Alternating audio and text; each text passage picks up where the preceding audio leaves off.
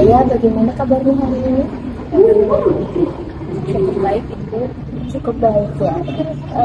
Bagaimana kegiatannya Nak Yaya akhir-akhir ini? Lagi sibuk apa? Sebenarnya saya tidak sibuk apa-apa sih Bu. Saya hanya sosial media sama drakor sih Bu. Sekarang lagi banyak waktu luangnya ya? Ya begitu lah. Baik, kita kan sudah membicarakan mengenai kegiatan Yaya. Jadi Ibu memanggil Yaya ke sini karena Ibu mendapatkan laporan dari wali kelas bahwa Yaya sudah kemarin itu sudah 2 hari tidak hadir. Dan Ibu bingung karena biasanya Yaya ini termasuk anak yang aktif di kelas. Jadi betul begitu bahwa Yaya ini sudah 2 hari kemarin tidak hadir. Ya betul Ibu, saya 2 hari kemarin sudah hadir ke sekolah. Sebelumnya Yaya sudah pernah mengikuti kegiatan konseling? Belum pernah sih Bu. Belum pernah. Jadi Ibu ingin menjelaskan terlebih dahulu apa itu konseling. Jadi konseling itu merupakan bantuan profesional yang diberikan oleh Ibu sebagai konselor kepada Nak Yaya sebagai konseling untuk membantu Nak Yaya mencari solusi atas permasalahan yang dihadapi oleh Nak Yaya. Dan konseling ini dilandasi oleh beberapa asas. Yang pertama ada asas kerahasiaan, yang dimana semua informasi yang Yaya bagikan ke Ibu tidak sampai keluar, hanya sampai Ibu saja, jadi tidak akan bocor. Dan yang kedua ada asas kesusilaan, di mana Yaya datang ke sini atas maksudnya secara sukarela tanpa ada paksaan dari orang lain. Dan terakhir pada asas keterbukaan, di mana Yaya ini secara terbuka menceritakan membagikan permasalahannya kepada Ibu. Nah, tentang bagaimana Yaya sudah paham? Iya Ibu, sudah paham. Oke. Jadi pertemuan kita ini dibatasi oleh waktu, dimana kegiatan konseling kita ini berlangsung selama 40 menit. Bagaimana Nak Yaya, apakah Nak Yaya setuju? Saya setuju Ibu dengan waktu yang Ibu berikan. Kita kan sudah membicarakan mengenai waktu kita ini. Jadi Ibu ingin Nak Yaya menceritakan masalah yang mungkin saja dihadapi Nak Yaya sehingga Nak Yaya ini tidak dapat hadir 2 hari kemarin tanpa kabar. Jadi akhir-akhir ini saya merasa malas sekali untuk mengikuti pelajaran Bu, padahal saya ini adalah waktu bertugas. Jadi Yaya ini merasa malas. Betul Ibu. Apa yang membuat Nak Yaya merasa malas? Sebenarnya saya suka dengan pelajaran di kelas, tapi setiap saya diberi tugas itu saya sering lelah dan ngantuk Bu, begitu. Oh begitu ya. Jadi Nak Yaya ini suka dengan pelajaran tersebut, tapi Ibu dengar bahwa Nak Yaya mudah merasa lelah dan ngantuk saat diberikan tugas. Iya Ibu. Itu artinya kamu merasakan hal yang sama di kegiatan lainnya. Lalu saat Nak Yaya ini merasa lelah dan ngantuk, apa yang biasa Nak Yaya ini lakukan? Ya saya biasanya tuh sering belakang, bahkan sampai ketiduran. Kayaknya Kak Iva ini merasa sangat lelah dan ngantuk ya. Selain di sekolah kegiatan apa lagi yang Nak karena ikuti di luar jam sekolah. Untuk kegiatan di luar sekolah tidak ada sih Bu, saya hanya di rumah saja. Oh, jadi Yaya ini tidak mengikuti kegiatan di luar sekolah ya, hanya diam di rumah saja. Iya betul Bu. Terus kegiatan Yaya di rumah apa yang biasa Yaya lakukan? Paling itu tadi Bu, terus scroll media sosial, terus nonton, terus kadang bantu ibu sama belajar, itu pun kadang-kadang Bu. Oh begitu. Tadi kamu bilang selain belajar kamu juga bantu ibu dan bermain HP, bermain sosial media ya? Iya betul Ibu. Saya tuh sangat suka sekali nonton film di HP Ibu. Kalau boleh tahu biasanya Yaya ini menonton film itu berapa lama? Tidak tentu sih Bu. Kadang kalau filmnya belum selesai, saya selesaikan dan tidak sadar bahkan sampai subuh Ibu saya nonton. Sama sekali saya tidak tidur. Jadi Yaya menonton film itu sampai tidak tidur ya? Iya Ibu. Biasanya begitu ya? Betul Ibu. Mungkin Yaya mudah merasa lelah dan mudah merasa ngantuk itu karena terlalu banyak menghabiskan waktu menonton film. Ya, benar seperti itu. Sepertinya begitu Ibu. Mak Yaya juga berpikir seperti itu ya? Iya. Dengan situasi seperti itu, apa yang Nak Yaya harapkan? Setara. Saya ingin berubah Ibu, tidak main HP lagi sampai larut malam, bahkan sampai pagi Ibu saya tidak tidur. Kemudian saya bisa kembali aktif di pelajaran sekolah Ibu.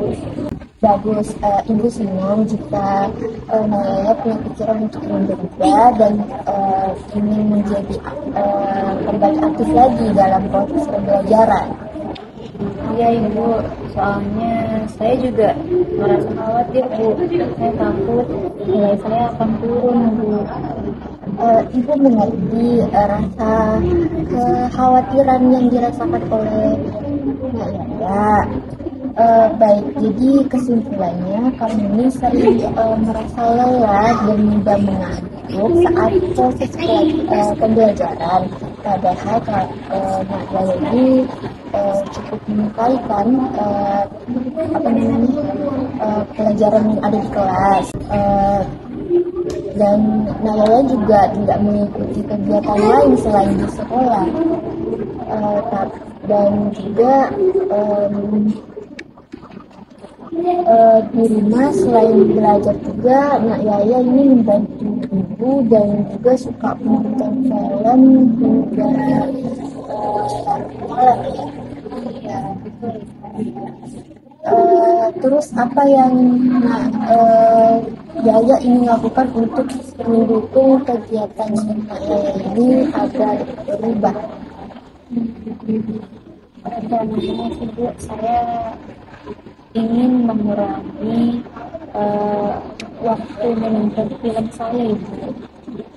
Bagus sekali, jadi Nak Yaya sudah punya pikiran untuk memecahkan masalahnya agar Nak Yaya tidak lupa dengan apa yang Nak Yaya lakukan.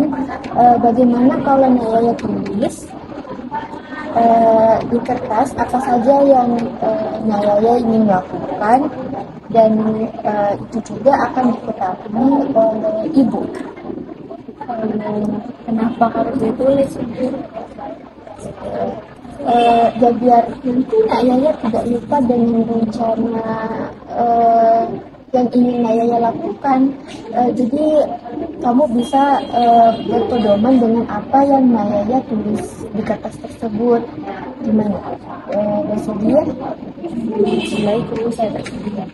Baiklah, silahkan tulis di kertas apa yang Yaya ingin lakukan di kertas ini ya.